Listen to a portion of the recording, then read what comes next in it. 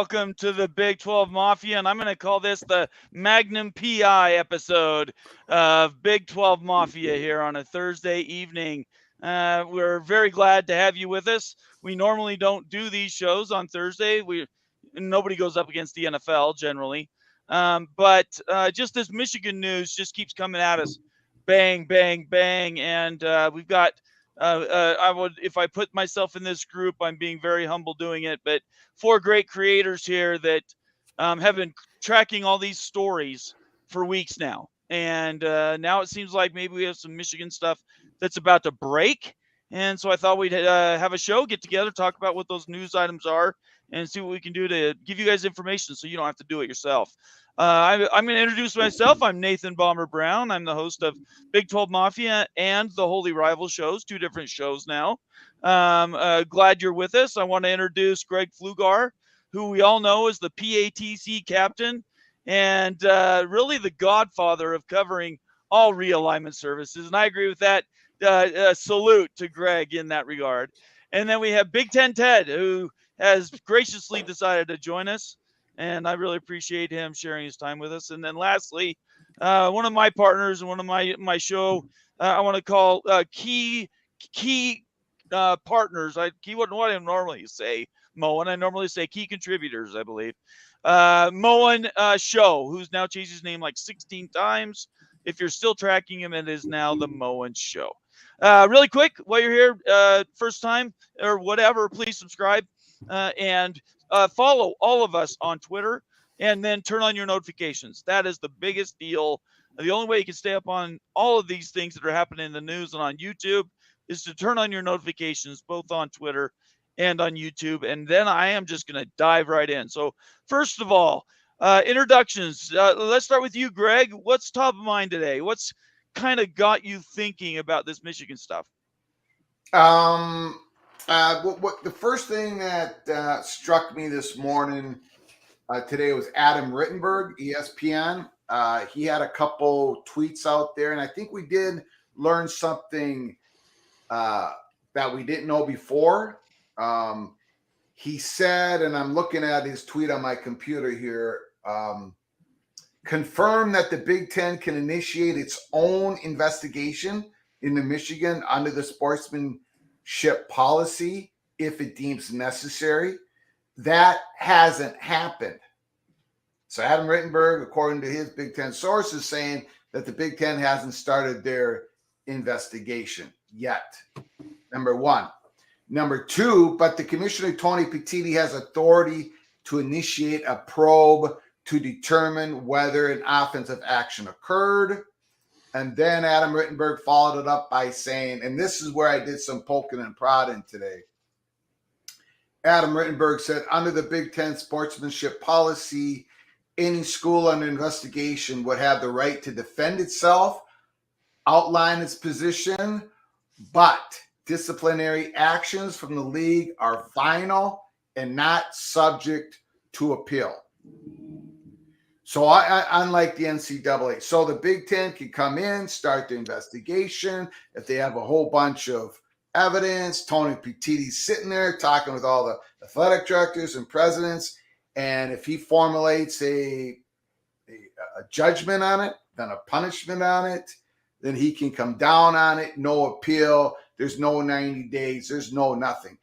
And I'll just add this, and then I'll let the other panel. I did more poking and prodding. We'll get into that later.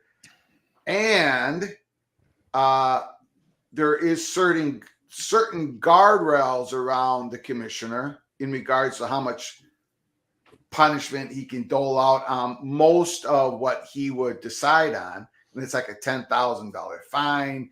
And if it's more than a $10,000 fine and something, then he has to get the approval of the presidents. But when it comes to sportsmanship like policy, when it comes to sportsmanship, when it comes to integrity of competition, Tony Petitti has no limitations on what the punishment would be. That's what I was told today. Moen or Ted, what do you guys think about that? That is interesting to me that there no appeal stands out to me. What do you guys think about that? Well, yeah, that's it's not the NCAA, of course, as Greg said. So it's a little bit different right now. I'm just very curious to see how Tony's going to go about this, because I'm not going to say guarantee, but once one guarantee, whatever that is, we're not going to see anything on the NCAA side until 2024. Someone of significance, I can't remember who it was, that said today, said we're not going to see anything. Maybe, I think it was another Thamel follow-up article that said nothing, maybe until the start of the 2024 football season, aka academic year. Would that be 24 and 25? So there's going to be this long period of time where this shadow is just going to be hanging over not only Michigan, but the conference as a whole, because you got to think the conference is going to say, come on, we want something to happen here. And if Tony Petitti has the power to do so, you got to think these foes within the conference are going to want something to happen very quickly. But then again, Tony kind of realizes what Michigan is, and maybe he's not going to come down on them and drop the 1,000-pound hammer right away. Maybe it's going to be some penalties. We mentioned suspensions, fines, something like that. And then maybe the bigger penalties will come later for the NCAA. There's some dancing. There may be some politicking that Tony Petitti has to do with all this. Moen. Yeah, it's what's popular is not always right, and what's right is not always popular. Tony Petitti has 17 schools that he is the commissioner of. I know the other schools out west don't join until technically, but they're Big Ten schools as far as I'm concerned. And I think their attitude is that they're in. Right, they're Big Ten schools. Yeah. He also has to deal with the ACC and the SEC commissioners. We know this scandal has now expanded beyond the Big Ten. They're scouting ACC opponents. They're scouting SEC opponents. The one conference that didn't scout was the Big 12, and they ended up losing that game. So, yeah, that's true. That's very true. I think Tony Petitti, we always say in football, big-time players make big-time plays in big-time games. Big-time commissioners got to make big-time decisions on big-time stages. This is the time for Tony Petitti to wipe it from front to back, get rid of everything that's down there at Michigan, and hit them with some penalties. They shouldn't be allowed to play in this year's conference championship game. They shouldn't be allowed to be in the postseason. And it really, competitive balance is the biggest piece of this, right? Give us let's talk about Minnesota. Minnesota plays or has played Michigan already. Do you guys play them this weekend, Greg? It's Michigan State. Michigan State this weekend. When do you play Michigan this year, Greg? We got whooped. Oh, you've already played. So do you think the scouting, and we're going to assume you guys were scouted, helped that game at all? No. I don't think it did, right? No. They probably didn't need to send anybody there. But no, they could have called their score regardless. And most of they would be 8-0, 5-0 at this point without in-person scouting. The question is, last year against the Buckeyes and some other competitive games, was that a difference? And getting to the college football playoffs, last 2 years, was that a difference? We don't know. But most competitions for Big Ten, Michigan, it wouldn't matter. My thing on Tony Petitti, Big Ten Ted and Moen brought it up. Kevin Warren, when he became commissioner of the Big Ten, right away, early in his commissionership, we got the pandemic, right? And how did the Big Ten deal with it? The worst part of what Kevin Warren did during that whole pandemic was he did not communicate. He did not build consensus among all the schools. He did not bring people in. He didn't have these big group meetings. He screwed up on communication. Above all else, he screwed up. He couldn't answer the questions. He wouldn't answer the questions. And the presidents, athletic directors of the Big Ten institutions, they didn't know how to communicate to their fan bases, to their coaches. And it was just communication was so. Tony Petitti, he's got to communicate to Minnesota, Ohio State, the Evil Badgers, everybody on in the Big Ten, right? So however he decides this, however or whatever his process is, everybody kind of knows what it is. No, is this going to be a 4-week process? Is this going to be a 2-month process? Does Gene Smith of the Buckeyes, does he know what Tony Petitti's process is going to be? I mean, that's where Tony Petitti has to hit a home run. Regardless of his final decision on this, he's got to get everybody knowing, everyone's got to be in at least knowing what's going on. So I hope he succeeds in that. Really quick before we get to the next point, I want to make sure we call Papa Cade, gives us a $10 super chat. Thank you, Papa. I really appreciate that. If you're new to the channel, make sure you subscribe. And if you're watching the show right now, we're going to be bang, bang. If you want your comment to be read, it's going to have to be a super chat. I'm not discriminating against anybody. It's just we only have so much time. I got one more. I'm sorry, Nathan. One more. Yeah, you go ahead. I put out a tweet earlier today. I took an image of the Minneapolis Star and Tribune article earlier today, and from Ron Johnson, a columnist at Star and Tribune. Right. I did a piece where Connor Stallions won a single ticket to the Minnesota Golden Gopher Ohio State game 2021, Thursday night. Great atmosphere, great game. The Buckeyes class won out at the end, kind of beat us up at the end of that game. It was a great game. But Connor Stallions bought a ticket. The ticket was in a perfect section. I took a look at it on my stadium thing. Perfect spot to see the Ohio State coaching staff. So we don't know yet if someone actually sat there and all that stuff. But I'm sure Minnesota knows that by now, but it wasn't in the article. So it at least started. It's been reported that this whole scheme started in 2021, correct? That's what they're saying, right? Yes, that's correct. 2023, 2022, 2021. So the importance of this story is this is the first game of 2021. So it started at the beginning, at least the latest beginning of 2021, and targeted towards Ohio State. Is there any indication, and thank you again, Papa Cade. He says, nice panel, let's rock. So I think that's a big shout out to you guys, not to me. But do you guys think that really was the beginning? Or do you guys think that this has gone on a lot longer and it just hasn't been reported yet?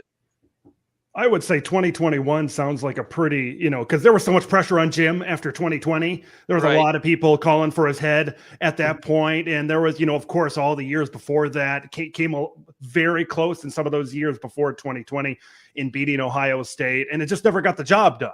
And what did he say? There's that famous line at media days where we're going to beat Ohio State or die trying. Right. And some people, I think that it was the quote, some people are, are kind of having fun with that quote, especially now.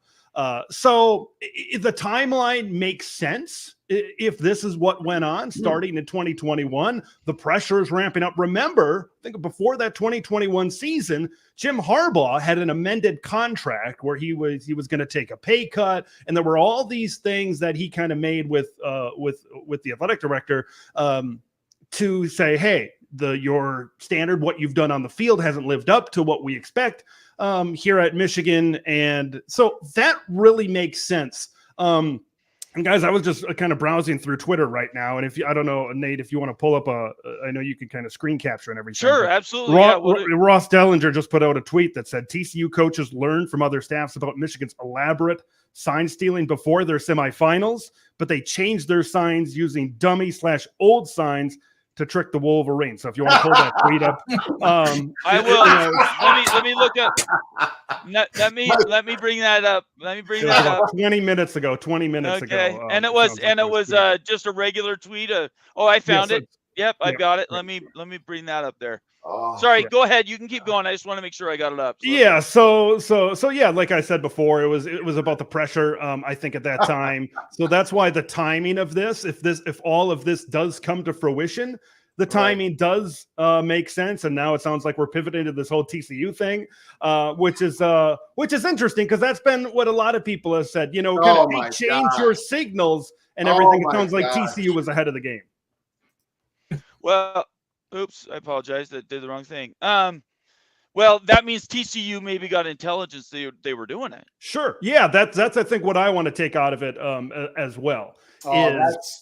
I'm sorry to interrupt. That's beautiful. Yeah. Look, I did a watch party. We did this watch party thing for that game, TCU and Michigan, and I like pregame. I'm saying Michigan they can't blitz Max Duggan like they can with other stiff Big Ten quarterbacks. They can't blitz Max Duggan.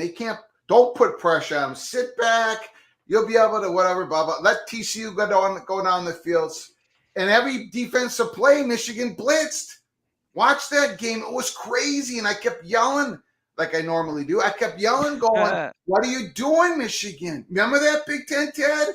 Yeah. It was bizarre. Like Michigan, it was blitz on every play, and TCU kept crushing them on every single play. Yeah. And it was like I kept saying, Michigan lost this game in the locker room. Nothing against TCU. I'm just saying Michigan was doing the exact opposite on every single play, and now we're finding out that TCU put dummy signals up. They knew that Michigan was cheating. This is unbelievable. Well, and if it goes back that long, we're talking now over a year. If we're talking about that these games, which is so important that Ted brings up, we're talking career ending, right? How many Ohio State or Michigan coaches have we seen run because they can't win the game? Right. Yep. And we're talking about ending careers here. What happened to Brady Hoke? Where's he at? Does anybody know where Brady Hoke is right now? San Diego State. Yeah, that was facetious, Greg. Thank you for correcting me. But honestly, I bet a lot of people that are watching right now are saying, who is Brady Hoke, right? He completely disappeared because he couldn't beat Ohio State. Mo, and I know you're chewing on your I want to say that my second favorite team now is TCU. Tomorrow, I'm going to go get a TCU hat and a TCU shirt. I'm going to put the Appalachian State shirt away in the closet. I love TCU. That is brilliant that they pulled that off. Absolutely. So Coffin's one of my frequent viewers, and he's definitely a paying member of the show. He says, can someone tell me why Michigan has already done some sort of discipline against Jim? Wasn't that just phantom stuff? It was reported. It was a slap on the wrist. Maybe you miss a meeting or two. But was there any discipline involved in that stuff that happened earlier? No. It was shadow play. It was shadow politics. Right. There was no He was suspended for the 3 weakest opponents on their schedule. Yeah, that's silly. Okay, let's jump ahead. Unless you guys want to talk any more on that specific topic, I want to move to the next one that we talked about earlier. Are you guys okay with that? Yeah. Can I just bring up a? Greg, go.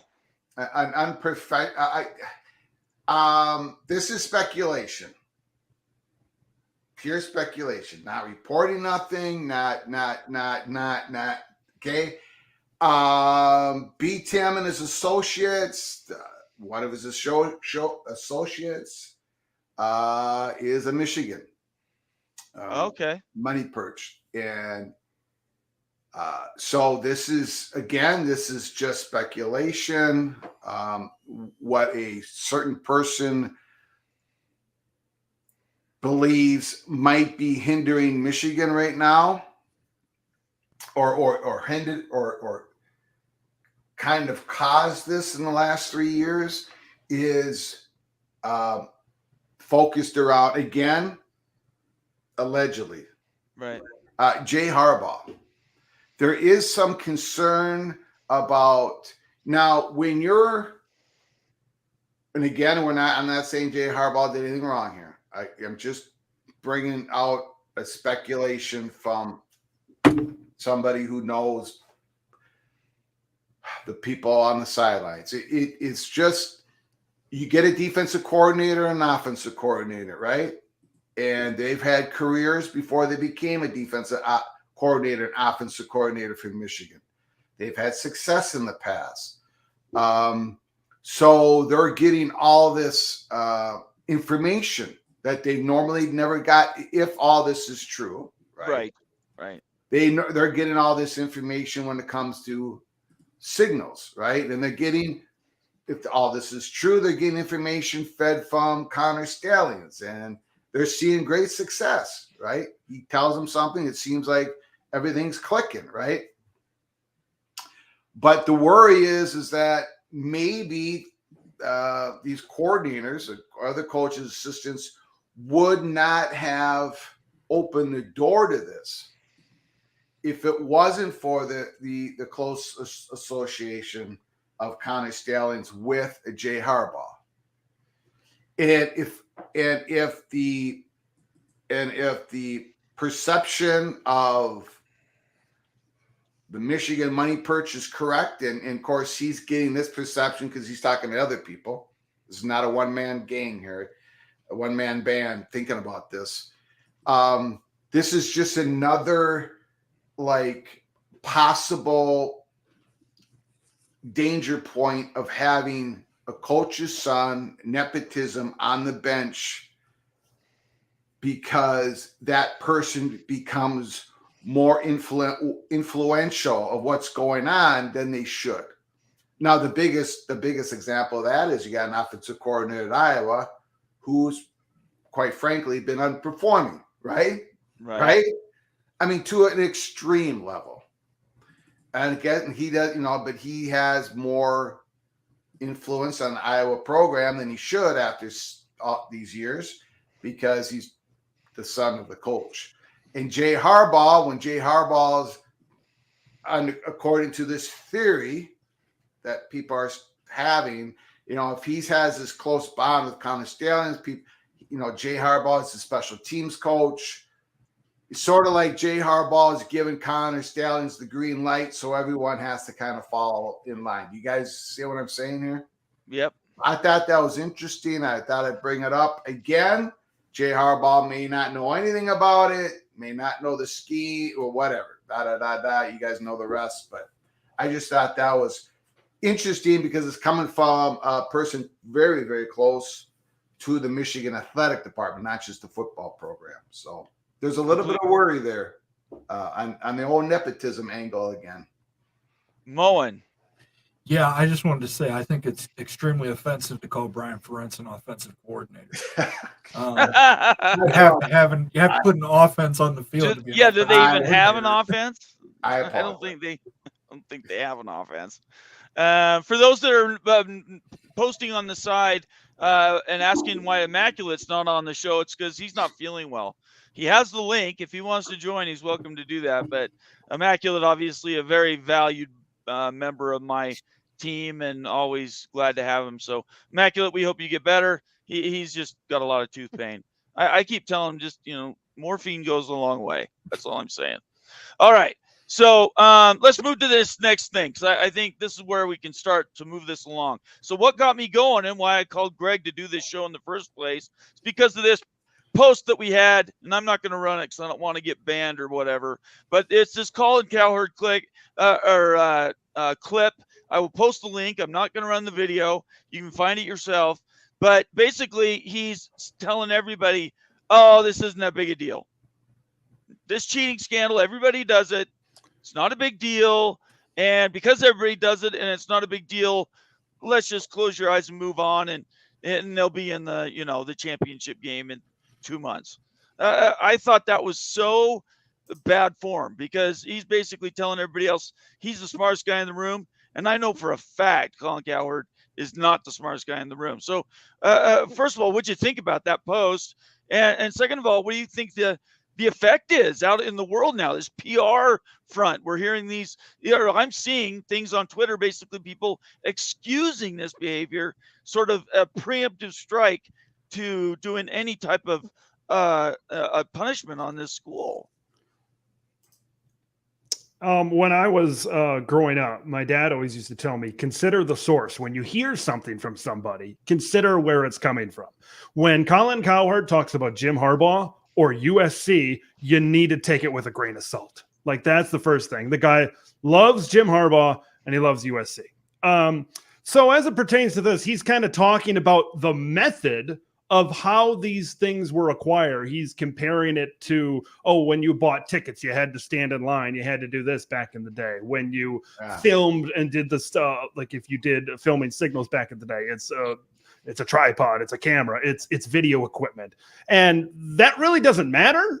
And it was very perplexing as to why he kind of brought that up, because a camera's a camera and a ticket's a ticket, and a rule's a rule. That's kind of the way. Sure, you could think the rules are dumb. Some NCAA rules are dumb. Some state laws are dumb. Some federal laws are dumb, but we still have to follow them. If we don't follow a state law, if we don't follow a federal law, we might get fined. We might go to jail, whatever it is in your specific state. In this case, it's the NCAA. And we all know what the NCAA, we all know what they are. We all know that they're not great, but at the end of the day, these rules are rules. And I think it's just Colin sticking his neck out for a guy that he's clearly had a relationship and a man crush over for a long, long time. And Jim Harbaugh, dating back to his days with the 49ers, maybe even going back to Stanford as well, because Colin is a West Coast guy. So it's perplexing. And he said multiple times on his show the last few days certain things, and he's kind of laughing and cracking a smile and kind of making fun of it. And I'm in the back of my mind, I'm like, enjoy your time now, because I don't know when you're going to have a straight face on. Because here's the thing with Jim. Jim is probably not going to feel the brunt of this. Jim Harbaugh, this is a last dance situation, right? I heard Rich Eisen say that today. I said that all the way back in the summer, right? When Blake Corum came back and some of their offensive linemen that maybe went into the draft, when they came back, it was at a last dance feel. We're all coming back to accomplish something that has evaded us. And then Jim's going to leave, right? Jim's going to leave. Yeah, Jim's going to leave. And I said this to somebody else today on my channel in the comments. Jim's going to leave. The staff's going to leave. JJ McCarthy, offensive line, everybody's going to leave. And then you're going to bring in a new staff that has nothing to do with any of this. And now they might be the ones that get penalized. So, completely agree. Moen or Greg, you got anything on that? Colin Cowherd is a dingleberry on the asshole of success. Where do you come up with these? Do you use AI to come up with these things? I swear, Mo, you crack me up. All right, keep going. That was pretty much it. Anybody who takes anything Colin Cowherd says with any amount of seriousness needs to check themselves into a hospital. Colin Cowherd will just say the most outrageous crap to get views because he doesn't have any talent. That's it. Right. He doesn't have any talent. He doesn't have any intelligence. So let me say something outrageous so people will tune into me. That's exactly what Colin Cowherd is. If you had talent, you could get away with that. Skip Bayless, as much as people want to write on Skip Bayless, he does the same thing, but he has a little bit of talent. Colin Cowherd doesn't have any talent. There's this comment, Mike Smith, that says, who's one of our paying members, says Rich Eisen is coming around to it, saying the drip of leaks is not looking good. So before Greg, I turn it over to you. I did have one thing I wanted to bring about that, and that is what did the drip do to the Pac-12? How many people here that's sitting, and it's us four, and we're talking about how that thing fell apart at the very end? Didn't we see that wreck coming in August and September of the year before? And it couldn't get wrapped up, and it took a year. And by the time it blew up, you had these guys wanting to throttle each other in hateful manners. It's will kill the program, and it will horrifically damage the status of the Big Ten, at least in the eyes of the SEC. Yeah, in regards to Colin Cowherd and just to expand on and bring in a whole bunch of other people who have kind of disappointed me, to be honest with you. A lot of Michigan beat writers and YouTube channels and everything. Number one, I get it. You don't want to piss off the people who watch you, the people Right. who consume your content, or the people who buy your whatever. And another other thing is they don't want to cut off their access for future information. So they're being a more like a cheerleader than, you know, someone who's giving you the straight information. And some of them have been incredibly intellectually dishonest in regards to this story. And I've tried to have some communication with them, but they're on a roll, man. They're going to keep going and going and going. They're going to throw up everything. So that has disappointed me. The Michigan fans, every fan base would pretty much act the same way. Most people, because their program, especially a program like Michigan, especially at this point in time where they're about to win or about to have their best chance to win the national championship. And so they're disappointed, but like Rich Eisen said, it's drip, drip, drip, and it ain't stopping, and it's getting worse. And Michigan they got caught. And now the main storyline is the punishment and when the punishment happens. Right. And Ted brought up a good point. The next coaching staff, which is going to be next year, the next slew of players, they're going to be stars at Michigan, which is going to be starting next year. All of them are going to pay the punishment, and everyone who did this is not going to. That is why Tony Petitti has got to get on the ball, and whatever punishment is going to happen in regards to sportsmanship, integrity of competition, it's got to happen in the next 3 weeks, 4 weeks. I think that's where the story is going forward. I think something interesting that's going to happen. Let's say in Michigan, we talk about staffs leaving, players leave. I've talked about it many times on my channel, getting ready for the season and throughout the season, is that this is a Michigan team that is going to go through drastic turnover in 2024, whether this sign stealing thing happened or not. Right. There was a possibility, and then they probably still might be that way, where they might have the most NFL players drafted this season. Like, what happens if this thing flips over? And now they had a quarterback commit in Jaden Davis, right? That was supposed to come in and kind of be their next guy. What happens if he decommits? What happens if the worst happens? You guys talk about TV and expansion and a lot of that stuff all the time. What happens to Fox, CBS, and NBC if Michigan isn't that draw over the next 5 years? Other teams are going to step up. I have no doubt in that. That's kind of how the ebbs and flows go. Right. But Michigan has that big fan base. You got to think where Michigan was at right now as a program and where they were projected to go. Who knows? We'll see what happens. Maybe they could get a guy that could turn this thing around and keep it going in that direction. But from a TV standpoint, that's one of your big draws right now. And when I talk about Tony Petitti politicking, maybe dancing around the line, that's kind of something that he's got to keep in mind, because if the hammer does drop for the Big Ten office, what's going to happen for them going forward as a TV draw? Because these Michigan-Ohio State games the last few years, they've been the most watched games of the entire season. And now if you go back to 2015, 16, whatever it was, when Ohio State was rattling off win after win after win. Sure, other games are going to step up, but with all due respect, Oregon and Washington, right? This season, they had a fantastic game. It was the biggest Oregon-Washington game possibly ever. It's still Ohio State and Michigan is still going to outdraw that by a large margin. You could keep going down all of these rivalries.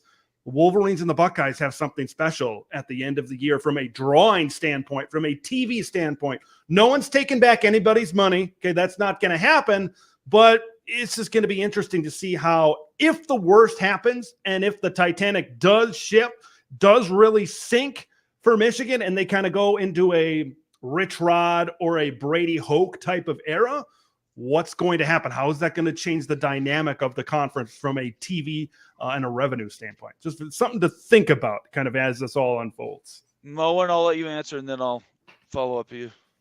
In the Michigan locker room, there's a sign that says, "Those who stay will be champions." Let's see if that motto holds up. Yep. I don't think it will. I think as soon as this happens, I think you're going to see massive waves of Michigan people hitting the transfer portal. It's not the old days of Bo Schembechler putting his hat on a nail that Fielding Yost pounded in the wall. Right. These kids are going to transfer. It's going to happen. But I will say this, the Big Ten is no longer 3 or 4 teams deep. We've added USC. We've added Washington. We've added Oregon. Yeah. We've added ratings draws. Michigan is not going to have the type of power. Even Ohio State's not going to have the type of power we used to have within the old conference. Yeah. There's going to be new people who bring record ratings that, you know, when Ohio State goes to Oregon to play Oregon, that's going to get 10 million viewers. No doubt. When Michigan plays Ohio State at the end of the year, 2 years from now, even if they're under a death penalty sort of situation, it's still going to get record. It's still going to have huge viewers. It's the game. Yeah. But yeah, I think if this happens, people are worried about the student athletes at Michigan. Stop worrying about those student athletes. Worry about the student athletes at the other 13 institutions who were cheated because Michigan had an unfair advantage. So this is my thought on it, and you, Ted, you intimated this, so I thought I'd answer it. As far as the economics and how this all works, right, and realignment, and how the news sort of, these news cycles, they used to be like days, if not weeks long. Stories used to take forever to bubble up and finally get to in front of panels like what we have tonight. And yet this one is 4 to 5 days old, and it's over, right? I mean, at this point now, people are just waiting for proof. And so it happens so quickly, and it can do the damage. It's magnified many, many times what it used to be, just because everything's out open and with social media.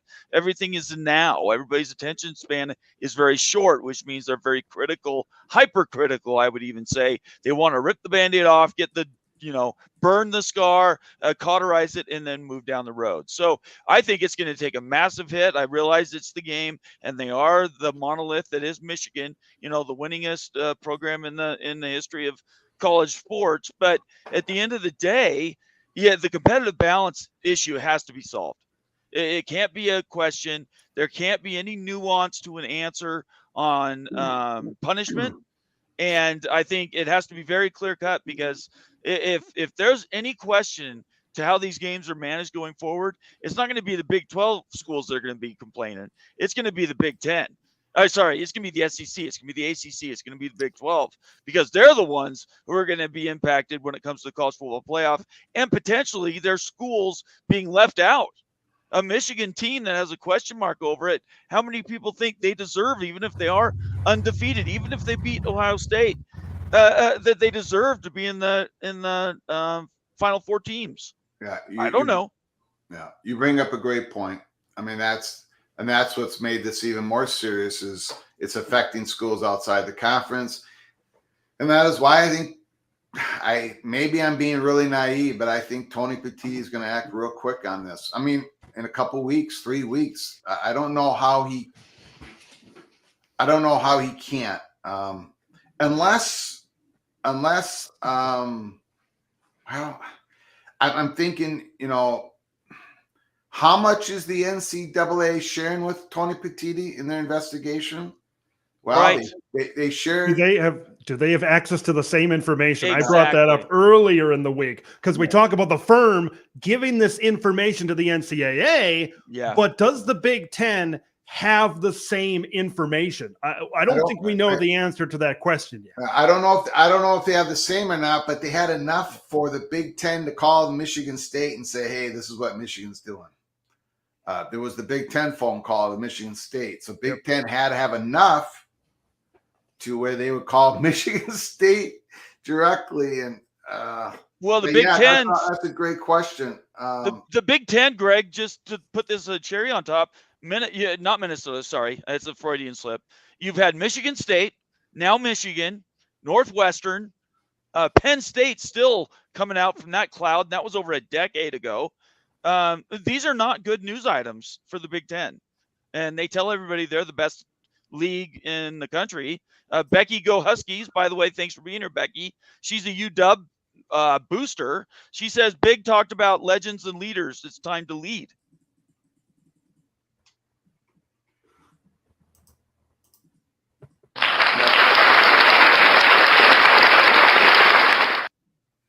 I didn't Great mean to cut you comment. off, Greg. Greg, I didn't mean to cut you off. I No, apologize. you didn't cut me off. I said what I agree. I agree with Becky. And they're gonna have to. And I said earlier in the show, Petitti's gonna have to talk to everybody, get consensus, and act pretty quickly on this. If not, then you're running the danger of having this affect other teams and other conferences, and it's just gonna get even worse. Can we move on to the next thing, which is the FBI deal? That's just come out today. At least it was new to me today. And Moen, I think you're the most read up on this. Do you want to kind of review and tell everybody what this is about and kind of why it just adds more trouble to what is a really troubling story? Sure. This is the third investigation that University of Michigan football is now under. And this one is probably the most serious, depending on what they discover. If you remember back, the co-OC, Matt Weiss, quarterback's coach as well, was fired from Michigan for illegal computer access. But we didn't know what that meant. We just know that the University of Michigan police seized his personal computing devices. Now we know that the FBI is involved because these are computer crimes that cross state lines. Now, we don't know what that means exactly, but we know that once it crosses state lines, the feds get involved.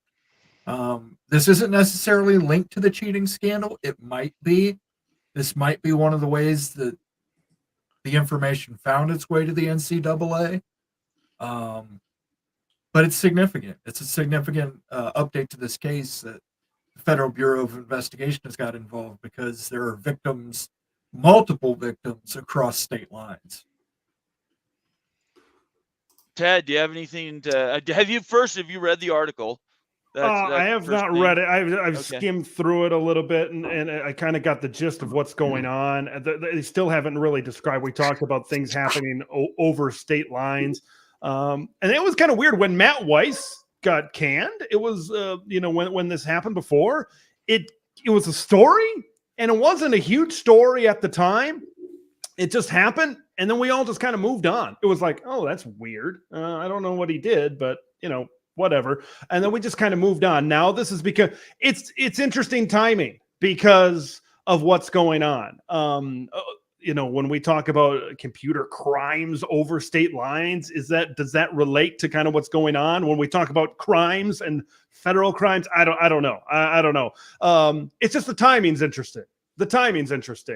And Michigan, boy, have they've gone through a lot with everything that's gone on the past year or so, with the result of Jim Harbaugh's 3-game suspension, the recruiting during the COVID dead period, all that stuff, and then the sign stealing, and now this Matt Weiss thing.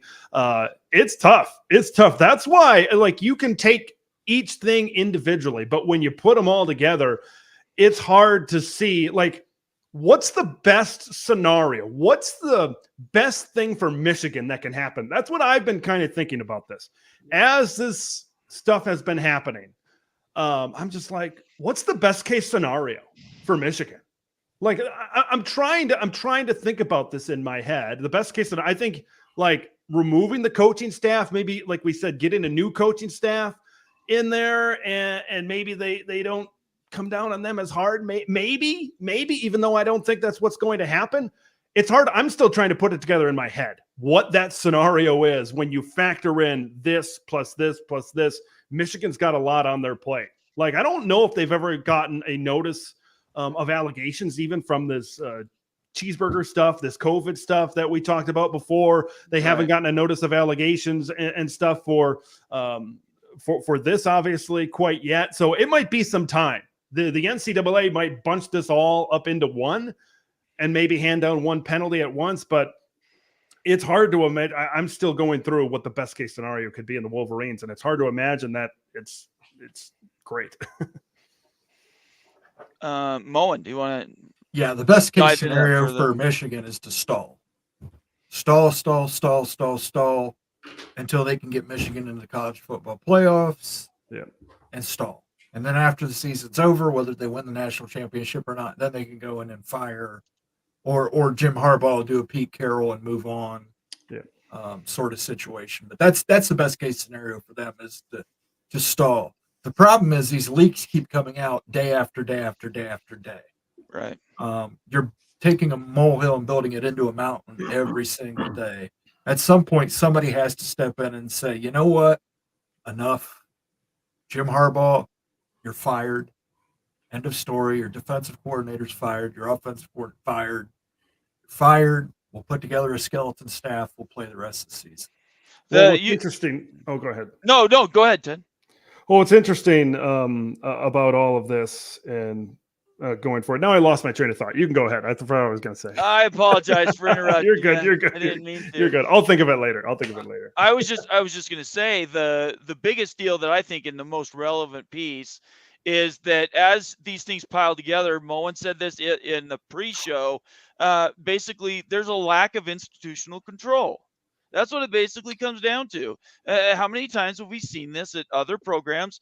Texas A&M, Alabama, every big program, it seems, except for I think maybe not BYU, but everybody else, I'm teasing, everybody else has had these institutional control issues. And I don't think that there's, for one thing, nobody's a white knight. Nobody out there is perfect. So wouldn't it just be better to just cut the head off the snake, let everybody go, cauterize the moon, just like Moen suggested, and just move along? Well, the reason that doesn't happen is what? One, look at all the loss of face Michigan's going to have. This is a proud program. 125 years of football or something. They've got how many national championships? They've got all this prestige. They have all the ticket sales, all the T-shirt sales, all the playoff money, all these things. And then you have Jim Harbaugh, and I think he's probably got a $30 million, $40 million buyout. That's why it's not so easy to just say, cut it off, cauterize it, and move down the road. That's why it's waiting. It's waiting. Like Moen mentioned, it's stalling. They are going to try everything in their power to get to the end of the season, get to the Big Ten championship game, get to the semifinals, win the championship. That is their goal, whatever it takes. And maybe they're politicking in-house to make that happen. Whatever it takes, they can say, you know what, you can do anything. Just do it after January, whatever date, after January 10th, right? Just do it after then. We'll cooperate with you. We'll do whatever. Just give us this championship. And maybe the championship later will be vacated. It might take a year. It might take 2 years for that to happen. But I think we're trying to get to that point. What I was thinking about before is this story broke originally. What was it, last Thursday, Friday, whatever it was? First of all, what a convenient week, in whatever way you look at it, to have a bye week for Michigan this week, right? To do it right smack dab on that week. Michigan plays Purdue on Saturday night, 8 days from now. Imagine all of the information that we received from Thursday, Friday, whatever it was, until now. And now just imagine how much more information, right? Jim Harbaugh is going to have a weekly press conference. Okay, you got to think that's going to be very interesting. That might be a must-watch presser for a lot of people around here. And what's going to be the approach as we kind of approach that game on Saturday night against Purdue? I think there's going to be a lot more information. It's something new every day. More coaches, you got to think, are going to speak up. I'm just curious where we're going to be, how much further this thing is going to go. Where's the breaking point until Michigan makes a move? Because another thing that I wanted to say before is in regards to Northwestern and Michigan State, sometimes the court of public opinion can move faster than any organization. Look what happened at Northwestern. Right. Okay, they had all these allegations from the Daily Northwestern, got reported, and it just the storm really heated up, and Northwestern cared more about their prestigious reputation, and they didn't want any of this. Pat Fitzgerald, They hit the road. There's theories about this happened to get rid of Pat without paying the rest of his contract.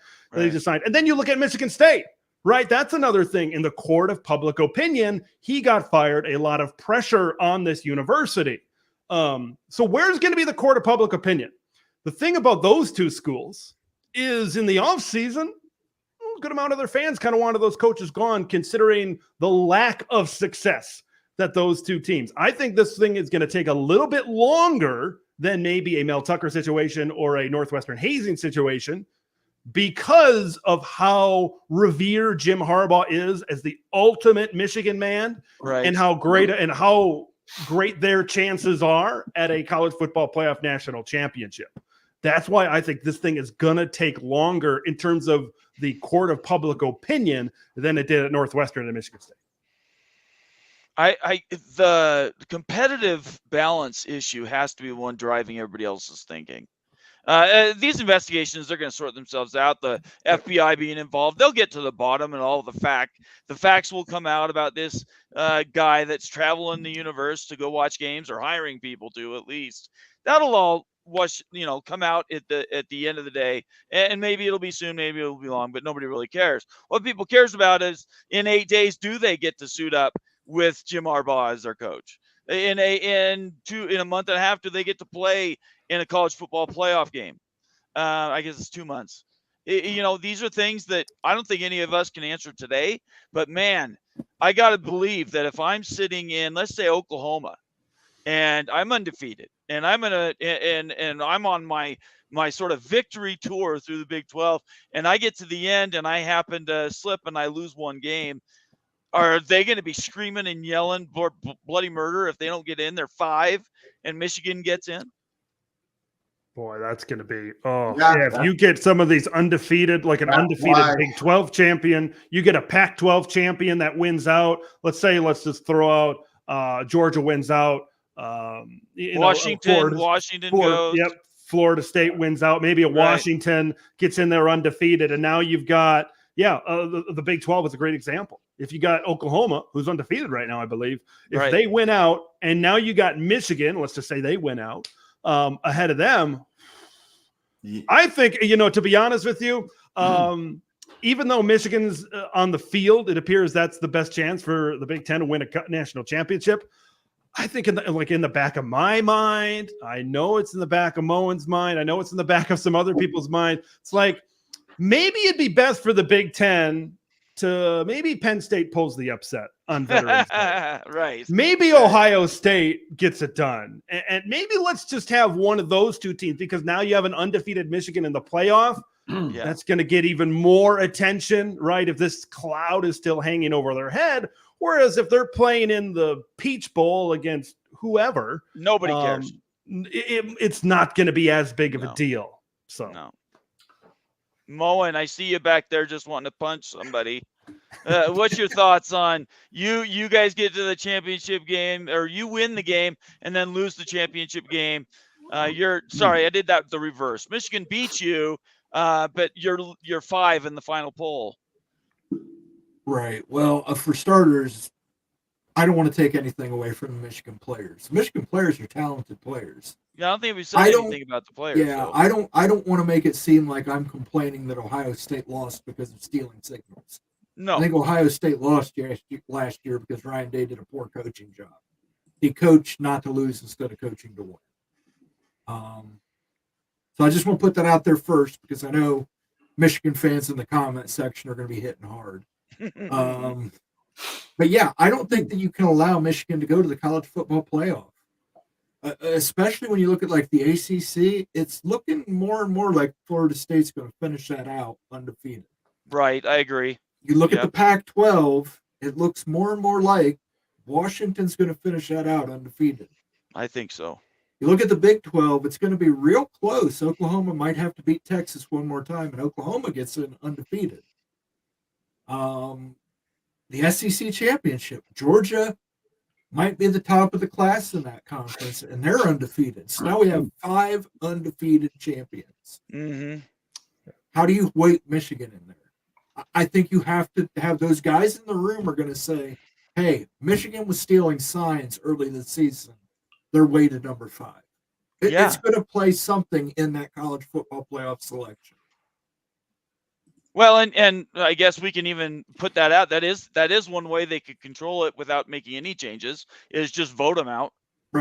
Right. Just don't vote for them. If all of the writers out there come to the common conclusion that Michigan did do some sort of cheating this season, just don't vote for them, and they won't get in. It's only 4 teams, It's not like if this was next year, 12 spots and Michigan sitting there, do you let them play and come in as the 12th seed? I mean, I'm glad it's happening this year. Ted, you said earlier, next year is going to be fantastic. It is.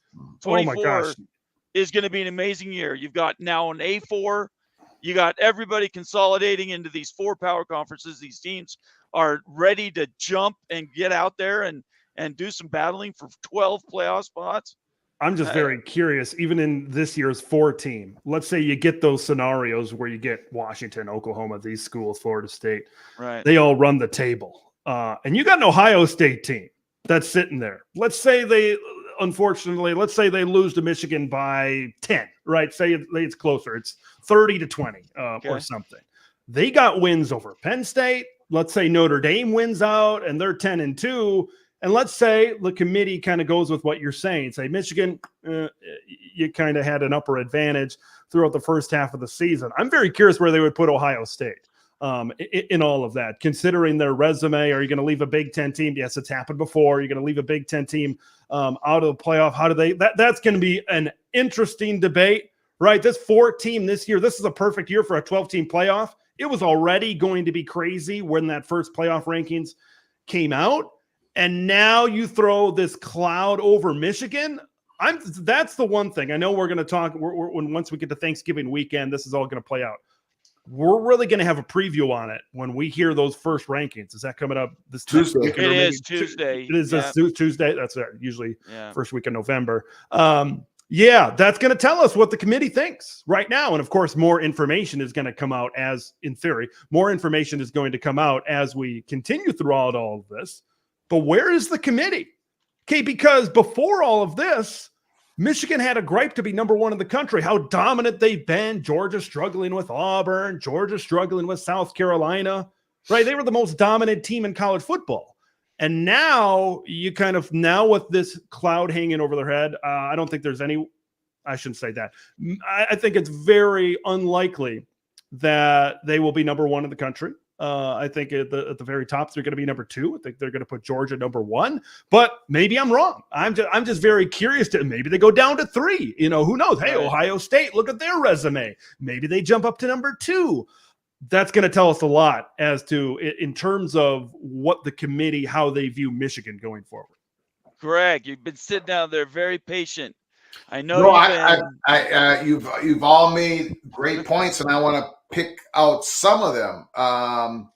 Big Ten Ted talked about notice of allegations in regards to Michigan. They haven't received any of them from the NCAA, even the hamburger thing. So it does sort of. It's like is the NCAA going to bundle all this together? How? We know from reports that the NCAA received some information from an investigative firm, which I want to get back to again here, last Tuesday. But did the NCAA have some information prior to this, prior to Tuesday? Are they bundling this stuff together? That's so Ted brings up a great point on that. Back to this FBI thing. If you notice, the police sent an email to the press, to the Detroit press, the local press. I'm not sure what all that entails, but they sent the email this Thursday, today. So, it's just kind of like, why did you send the information out today to the press? Where it's just, again, the timing of it. You've waited all these months and now you send out an email. I just kind of peculiar. So it's not a leak as in someone leaked to the Detroit Free Press about more information about Matt Weiss. It was actually the police department sending out an email. But one point I want to get to is Ted brought up the stalling. Michigan's going to stall, right? They're going to try to stall this out. Right. They try to get to the Big Ten championship game. They're trying to get to the semifinals and possibly the championship game. But there is, and I don't know who or what it is, but there is a force out there that who hired the firm? Who hired the firm? Moen, I don't want to talk out of turn on your beliefs on it, so you can. I don't want to take the words from you, so you go ahead and say who you believe it was. University of Michigan hired the firm. Okay, so let's say that's accurate. Well, there's a whatever force that is. They're trying to make it that they can't stall it out. Like, you know, they gave somehow they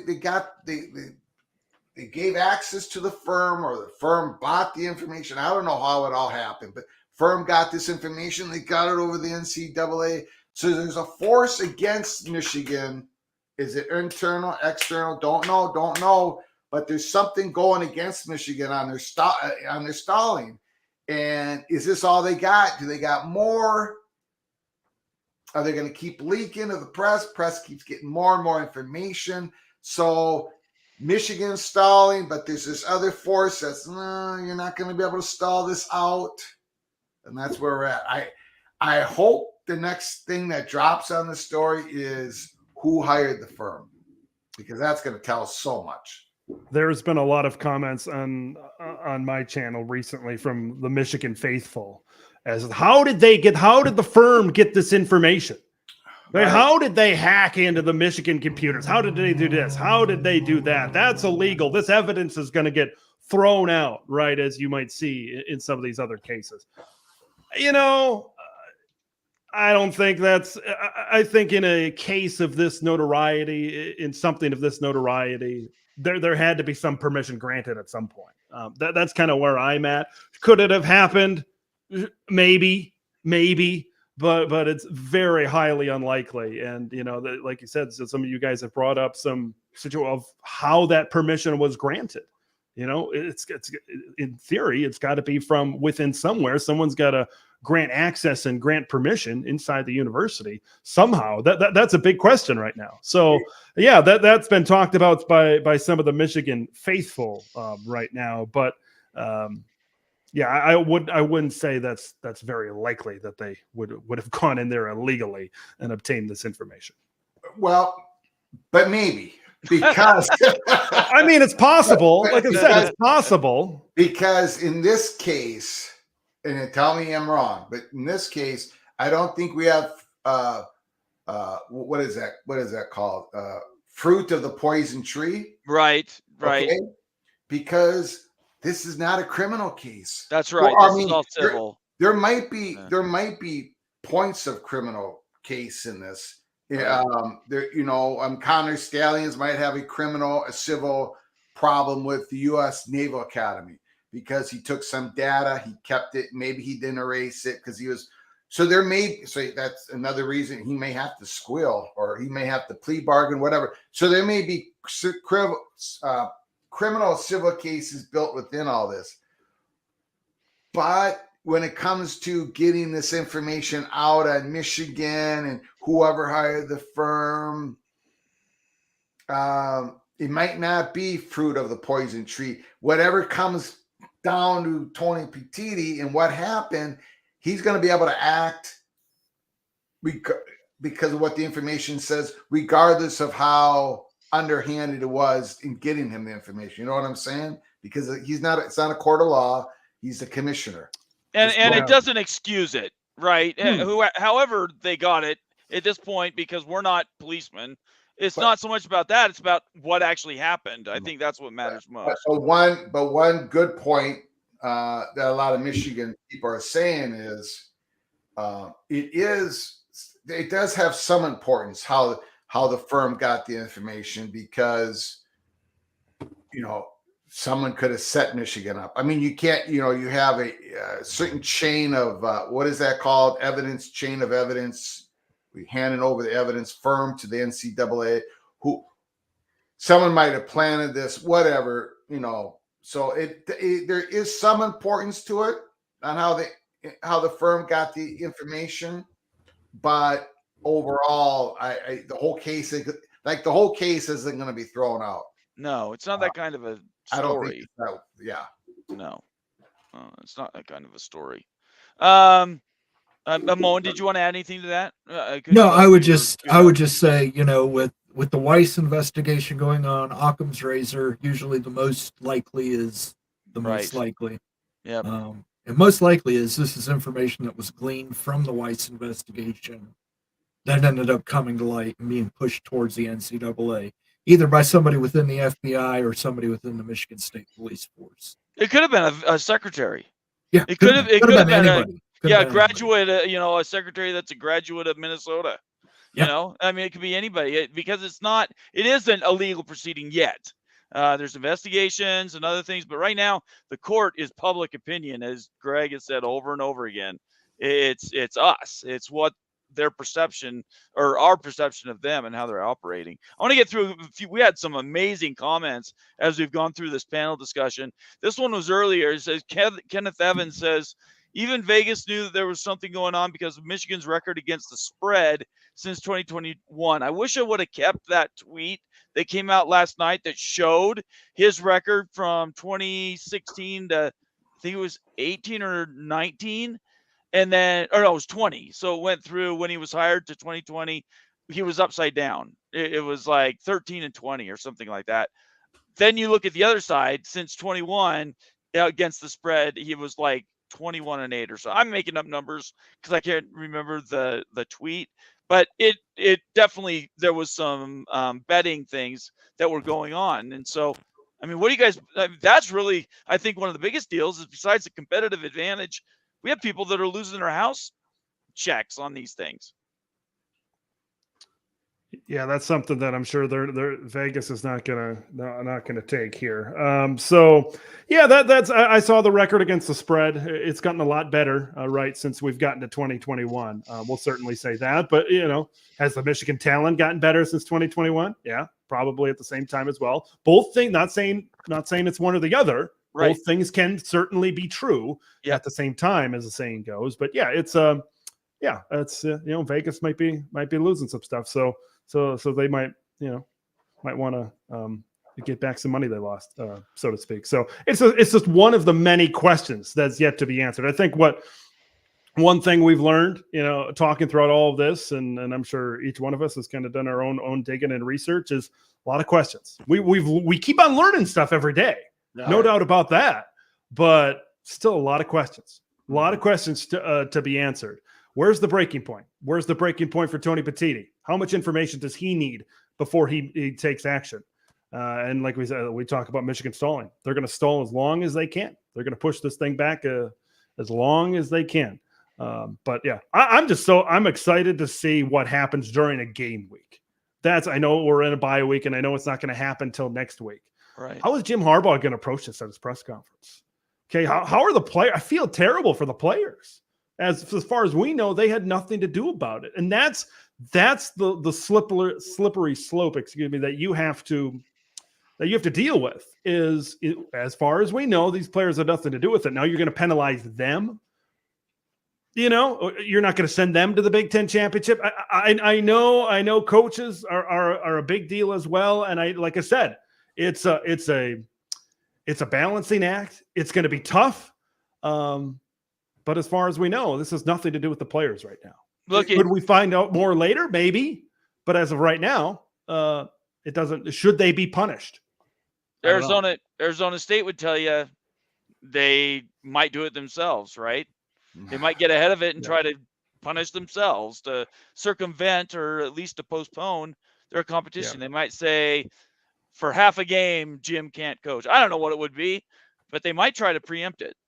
And I said that on my channel this week in one of my commentaries, is when they're talking about the court of public opinion, like look at what Northwestern did and Michigan State made those examples already.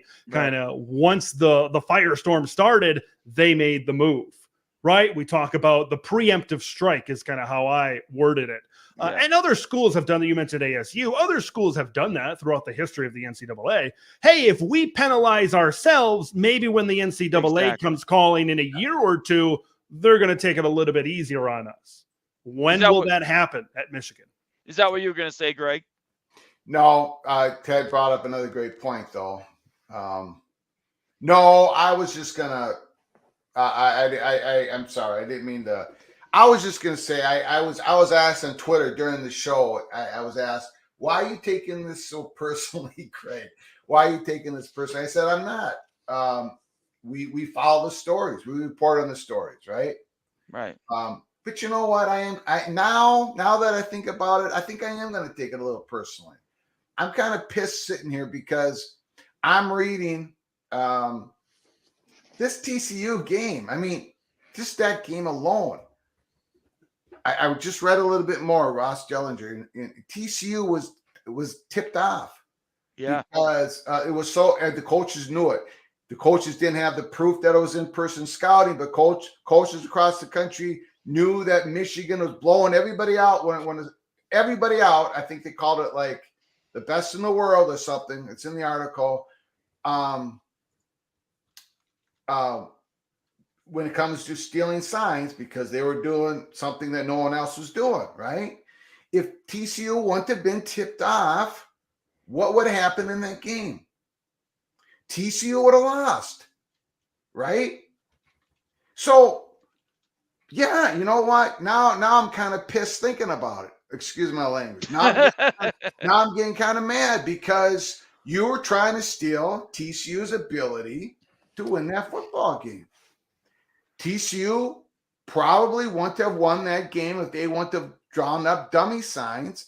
If whoever tipped TCU off gave TCU the opportunity to win that game, Michigan did not give TCU the opportunity to win that game by playing. What's crazy about that game is, and now what we just found out an hour or whatever ago, like, look how close they were tipped off and everything. Look how close this game was. That was one game, because that's one game that people have brought up. Oh, they didn't scout TCU. They would have, right. Like, JJ McCarthy throwing pick sixes and interceptions, and then stupid play calls, right? Where they do a Philly special down inside the 20 when you're you're effing Michigan. Yeah. Run the damn ball. Like that's I was pulling my hair out because I was so invested in a Michigan-Ohio State national championship game. Yeah.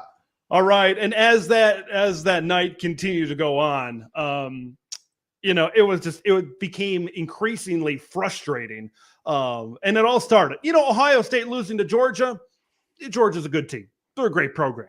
And all credit to, the Big 12 and all credit to TCU. They deserve credit in all of this, right? Yes, not taking them away. When this game ended last New Year's Eve, I was more mad at Michigan than anything. It was, but you got to give credit to the Horned Frogs for doing what they did. Now thinking ahead of time, like we know that they did, but it's just frustrating. It's very frustrating from a Big Ten standpoint when you were a missed field goal at the strike of midnight and just stupid turnovers and stupid plays away from an all Big Ten championship. I don't know. That's how I feel. Thank goodness for whoever tipped off TCU, though. Right. I mean, jeez.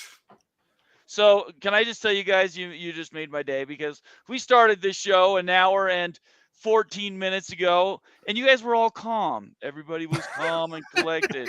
Greg was sitting back in his chair. He's like, yeah, I'll come on your show, Bomber. It'll be okay. And Ted's like, oh, it's not that big. Yeah, sure, I'll come on. And Moen thought it was going to be a fashion show. He came all dressed up. He thought we were going to be doing runways and stuff.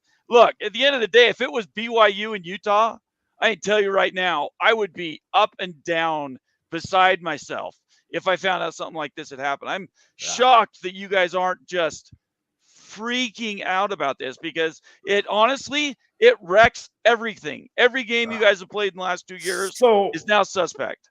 I just this is okay. And this was the conference's year. Look what George is doing. I know. And look, Bama. Bama, I don't know. I change my mind on Bama every week. They're a schizophrenic team. Yeah. They're hit or miss right now. Right. The SEC is having a down year. The Big Ten is as strong as any league. Yep. Maybe rivaled by the Pac-12, and that's crazy to say that considering their status. We'll have to see how that turns out. Yeah. But no one's probably better at the top of a conference with Ohio State, with Michigan, and with Penn State. And now your best chance for a national champion, this happens? Like right now, I've been thinking a lot about this lately. And I mentioned this on the show before. It's just like, I'm getting to a point where, man, Penn State, pull the upset. Ohio State, get it done. You know? Because I don't want, from a conference point of view, I don't want this hanging over the league headed into the playoff. I just don't. I don't want a fraudulent national championship. If we're going to go out and we're going to win this thing, we better win it with not this shadow just constantly hanging over, you know, because there's been a lot of people within Big Ten circles have been talking about, all over people talk about the SEC, you know, we're on par with the SEC. And now this opportunity, this golden opportunity, the golden goose finally comes around. And now the team that is your best shot to win it is stealing signs for the last 2 years. It's just, you can understand the frustration that really builds up in somebody like me that's been covering this league, not just for the last 2 years, but for the last 20 years. The last 20 years. How many national championships has the Big Ten won in the last 20 years? You go back to 2014. Let's see. I'm going to skip around. It's 2002, right? Ohio State. I think that's right. That's it. Yep. You had Michigan back in 1997, but split with Nebraska. But yeah, that's it. That's it. It's just it's tough. You can probably tell it's incredibly frustrating for me. Yeah, you know, I was hoping that a Big Ten team like the Buckeyes or the Nittany Lions or the Wolverines, Buckeyes still might do it. But I'm just saying, I was hoping a Big Ten team would win the national championship this year to stop the Georgia Bulldogs from three-peating. Because if the Georgia Bulldogs three-peat, they would be the first team to three-peat since Ted. Minnesota. My beloved was it Minnesota? It was Minnesota. Okay. USC had a chance. Yep. But that's another thing. Like you mentioned the Trojans, and it's like this was the perfect bridge and springboard into the new league. Right. When you bring in Oregon and USC, you go out there and you win a national championship. Maybe you knock off Georgia in one of these semifinals. Right. If you really, because a lot of people within Big Ten country, we want to shift the narrative that we're the best league in the country. Right. It's not the SEC. Like, look what's happening this year. And this is the perfect springboard. Michigan, Penn State, Ohio State. Then you add in USC and Oregon at the top of your league that consistently recruit in the top 10 of the country. And then you got teams like a Washington that's done great with transfers. And look what the Huskies are doing. Great. Awesome. You look at some of these other schools that are coming in. Who knows what can happen with Dante Moore and Chip Kelly and UCLA, you know? Yeah. And then it's like, maybe things will change. Maybe now and I tweeted this today. What happens? How are people going to feel now? Connor Stallion suspended. If Michigan does run the table and they're still dominant, is that going to change a lot of minds? A lot of people said, no, it's still gonna say the same, at least in my view. And then how is Michigan going to respond? Right? Because we've seen things with TCU. You got to imagine the Purdues of the world, the Penn States, the Ohio States, the Marylands, the 4 remaining opponents on Michigan's schedule. They are burning the midnight oil, deciphering dummy signs, new signs, whatever it is, to try to get an advantage, to try to get ahead. What's most important though is you guys are all Big Ten guys. I'm going to tell you right now, you don't live in a Big Ten world. Hey, you guys aren't in a vacuum, and so everything that you're talking about now it compounds when you leave the compound. Yeah. Because the SEC, guarantee you, Greg Sankey's down there and he's rubbing two sticks together and he's going, okay, what does this mean for us? How do I put my teams, my one-loss Tennessee? How do I try to shoehorn Alabama? He's scheming down there and he's not going to let the Big Ten take the lead in anything. So I find it hard to believe that this story is just going to be one of those that sort of drifts and goes away. I think it's in every other conference's best interest to keep the thing burning. They want to see this thing burn to the ground. I said this to Greg last night. I am so sick of Big Ten scandals. I'm sick of it. There are a lot of them, though, right? We're talking about them. I'm going to be honest. It pisses me off. And look, I'm not saying some people said we got a target on our back. And look, I'm maybe Jim Harbaugh might have put a target on his own back, right? With some stuff he said from the NCAA. But it's just, I don't know. And I'm not saying any of that. Look, that's not where I'm going. Okay, Northwestern, what happened? Bad. Mel Tucker, weird. Michigan, bad. I'm not discrediting any of that stuff. It's just, I've never seen anything like this. I have been following this for about 20 years now. You've seen scandals pop up. Okay, Penn State, terrible. All these other things, but I've never seen this amount in a given year. I don't know, Bomber. When BYU was in some of these conferences. I don't know. For you guys who haven't followed college football, I don't know if I've seen a conference have this level. Like when we got to Mel Tucker in Michigan State, I'm like, that's enough. Right. I'm good. That's enough. But then I don't know. It's just been like Michigan's got essentially three things going at once, and then you had Mel Tucker at Michigan State, and then Northwestern. It's just. There's been years when the Pac-12 had 3 or 4 schools that were in trouble at the same time. The SEC, and Greg will back me up. We're the same age. That the SEC's had several years where there's been more than one scandal in a particular year. And you could go back to the dying days of the Southwest Conference where they were almost all on probation, I guess. Yeah, I forgot about that. So you go into the 80s and it's all SMU all the time. Right. Yeah. So Nathan, great. Go ahead. I just sent you a DM.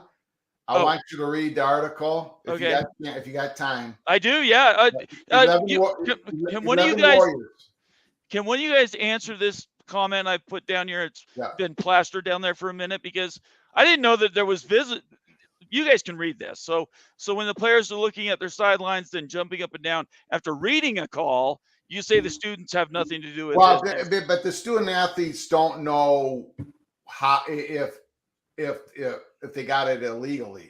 I don't think the players would know. I don't blame the players. Right. I thought when I watched that video, and I'd have to go back and look at it. I think Connor Stallings or whoever points to the sky, and then everybody else is pointing to the sky, I believe. Yeah. So that's just the kids' way of notifying the offense. So like you see one go up sometimes, but now you see 20 go up, it alerts you more. Yeah. It's very common, especially on the field to shout certain things, like Greg, all about this. Peter, right? This past week.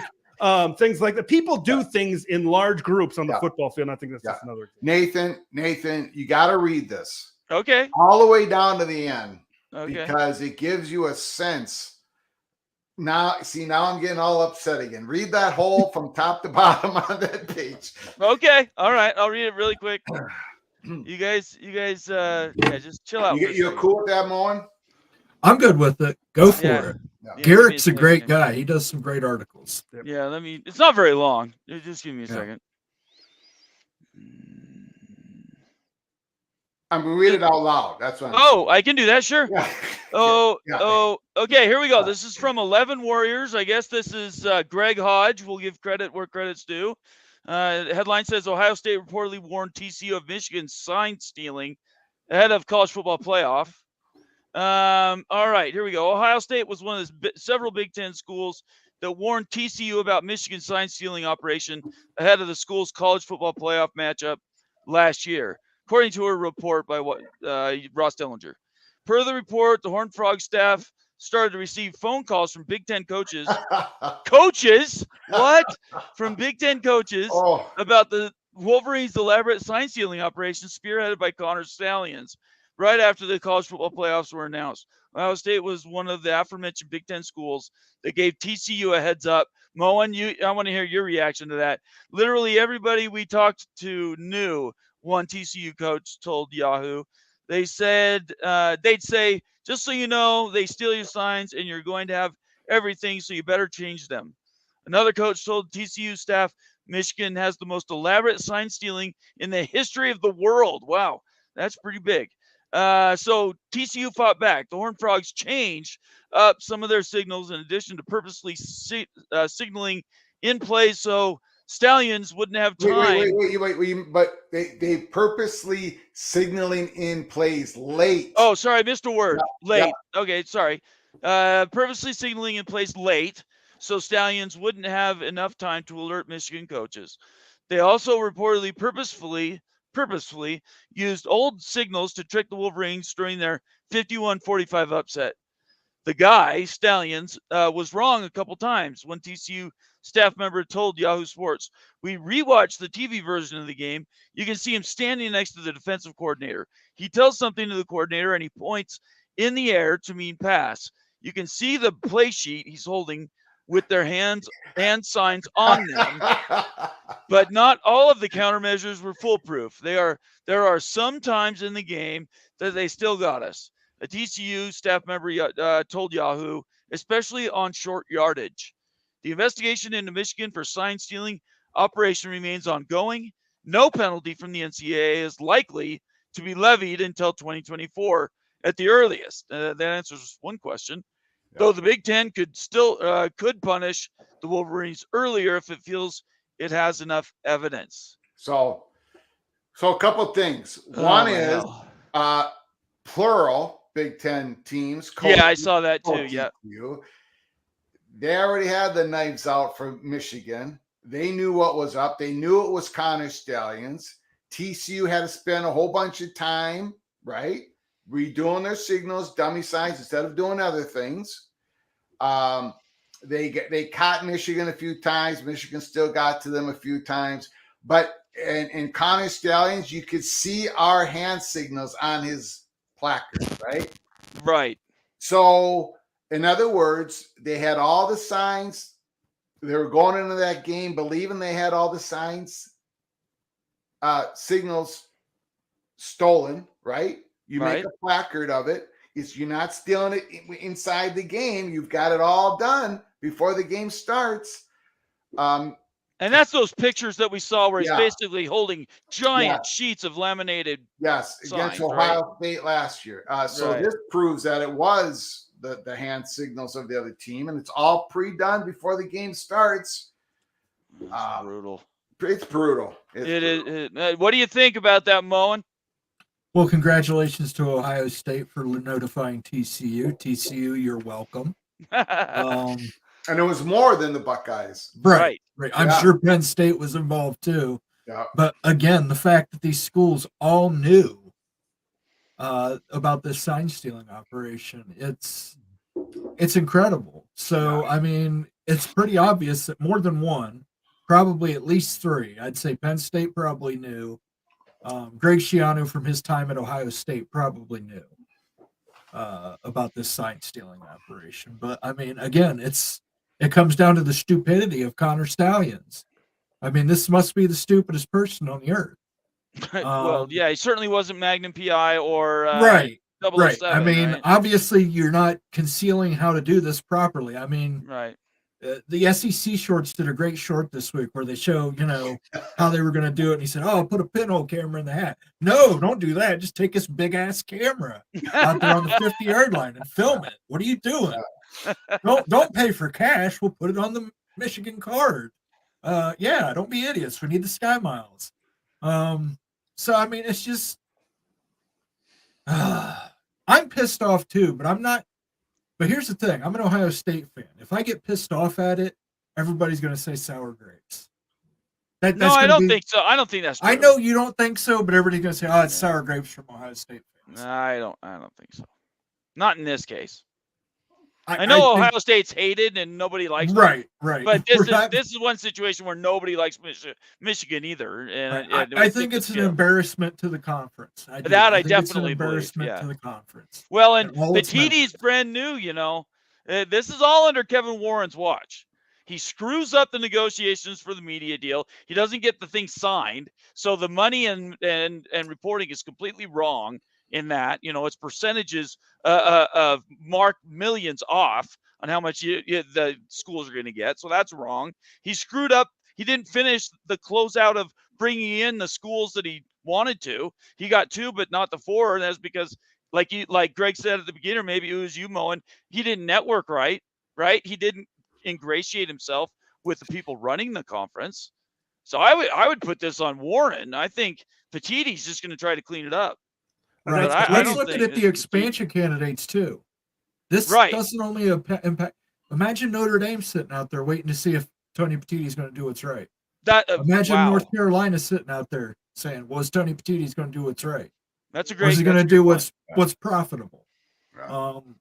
either way that they're feeling on that, like, oh, he'll protect us if we go there, or hey, he's going to do the right thing against his biggest brand.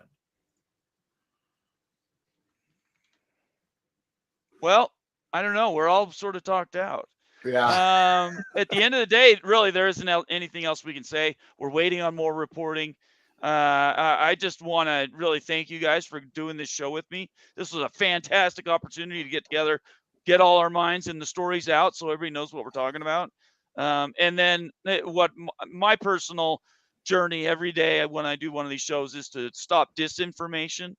And I know you guys do that too. We want to make sure that people are actually getting the information straight from the source and then being told what the information is and not being told how to interpret it. Everybody can think about it as they want, and they're encouraged to do so. But Ted, Greg, Moen, as always, I love you guys. Thank you so much for being here. And, we'll do this again in the future. Please, if you're new to the show, subscribe. And we got up to almost 90 people watching. Please subscribe, hit that like button, leave a comment. Hopefully you liked the show. This was quite the power hour and a half.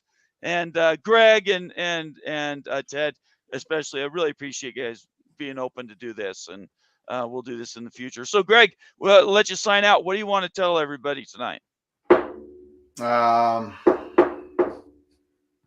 I don't have much. Check me out at College Football's Peek Around the Corner. And next time I see you, until then, please, y'all take care of each other. Very good. Ted.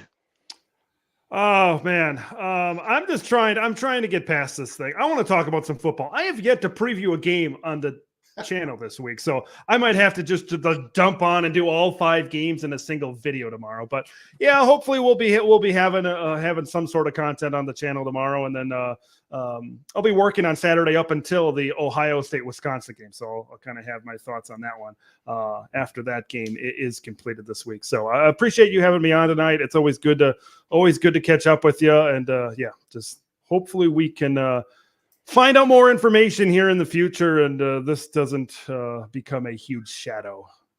Yeah, I think everybody in Big Ten land should be thinking that. Moen, what do you want to say before I call out this last super chat? I want to make sure I got that on. One sound drop. I want to do one sound drop. Okay, go ahead. Stupid! You're so stupid! There you go, Connor. And we know that Moen's just got his new toy, which is a sound machine or something. So we appreciate him being here. Moen, we're doing our pick show tomorrow night. Yeah, I know. We haven't even got the lines figured out yet. We haven't even talked about games. When Ted said that in his smooth mahogany voice, we haven't even got the lines or the games picked. So I want to go ahead. I'm sorry. Do that. I got to tip my head to to both Greg and Ted, because you guys actually do try to follow the games in your conferences. I tried the first week. Actually, I tried week 0 and quickly found out I could not keep up with any of it. I don't know how you guys do that. Greg, you do the watch parties.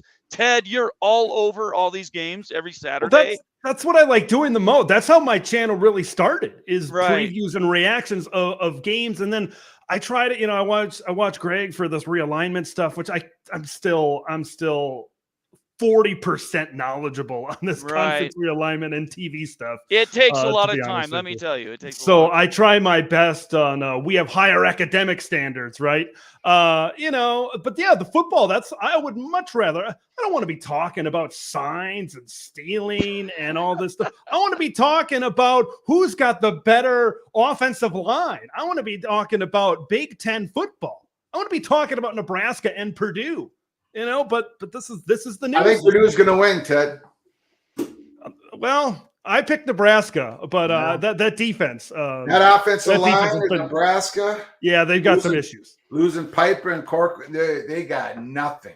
They're going to get, even against Purdue, they're going to get shredded. Quick shout out here from Cleveland Rocks, who's one of our paid members, but also does super chats. Thank you so much, Cleveland. He says, wait until November 11th and 100,000 fans chanting cheaters in Happy Valley. Ted, you're going to be leading those, right? Oh yeah, I might have to. Yeah, I think I might have to apply for a media credential for that one. I would love to. I would love. That's going to be like the. Oh, do they? I think they play at Purdue. I think coming up on the 4th. I can't remember exactly. Yeah, I think it's at Purdue, and I think Purdue is going to be a good crowd. It's a fine venue, but that Penn State game, if we get more information. Yeah. They are going. That's going to be something. I'm getting chills just now thinking. I kind of wish that was a night game. That should have been a night game. I know the whole TV thing. Right. I know it's big noon. They signed up for the biggest games at the beginning of the year, but boy, that is going to be, if they're still undefeated and if we've heard a little bit more information, but it's still not, haven't heard any action, and Harbaugh's still on the sidelines. Boy, that's going to be an atmosphere. That's going to be an atmosphere. Penn State, get your offense together. And that could be awesome. I'm looking forward to it. Mo, and I know, is looking forward to the game, and that'll be fantastic as well. Cleveland Rocks, thank you so much for the super chat.